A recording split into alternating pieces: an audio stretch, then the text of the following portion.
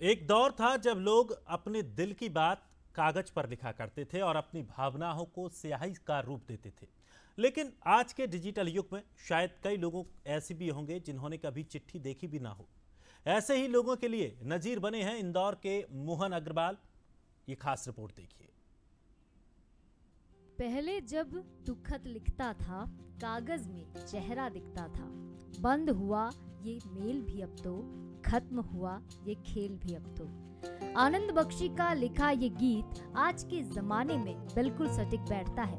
5G speed से चलते इस दुनिया में ना जाने वो खत कहाँ खो गए हैं, जिन्हें पढ़कर कभी अपनों की आंखें चमक उठती थी। लेकिन इंदौर में अब भी एक ऐसे शख्स हैं जिन्होंने इस परंपरा को बचाकर रखा है। मिलिए मोहन अग्रवाल से, जो 25 सालों से खत लिखने का काम कर रहे हैं, वो भी तब जब डिजिटल जमाने में एक क्लिक पर सब काम हो जाते हों। मोहन आधुनिक युग में पुरानी परंपरा को बचाकर रखने वाले एक ऐसे शख्स हैं जिन्होंने अब तक अपनी ही बेटी को 8000 से ज्यादा चिट्ठियां लिखी हैं। मोहन न सिर्फ अपनी बेटी से खत के जरिए बातचीत करते हैं, बल्कि उनके ससुराल वालों का हालचाल भी पता करते रहते हैं। मैं जब यहाँ पर बैठ के पोस्ट कार्ड लिखता हूँ तो जितने भी युवा लोग आते हैं, बच्चे आते हैं, वो आश्चर्य करते हैं कि अंकल ये क्या है ये।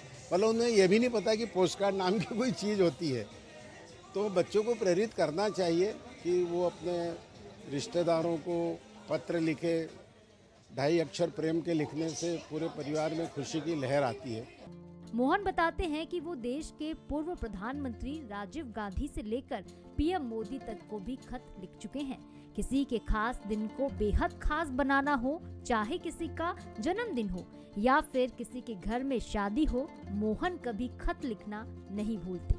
जहां मोबाइल की वजह से जमाने में अपनों के बीच दूरी आ चुकी, तो ऐसे में मोहन ना सिर्फ लोगों के साथ खुशियां बांटने का काम करते हैं, बल्कि उनके गम में भी शरीक होते हैं। वो अपनी चिट्ठियों के जरिए लोगों का दुख भी साझा करते हैं। सबके सुख दुख में शामिल होते हैं। जिनके यहाँ कोई शोक हुआ, कोई मृत्यु हुई, तो उस परिवार में भी मेरे शोक पत्र जाते हैं।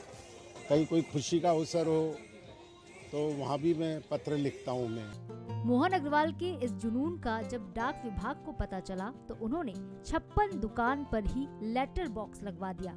और इतना ही नहीं, मोहन को इसके लिए खास तौर पर सम्मानित भी किया गया।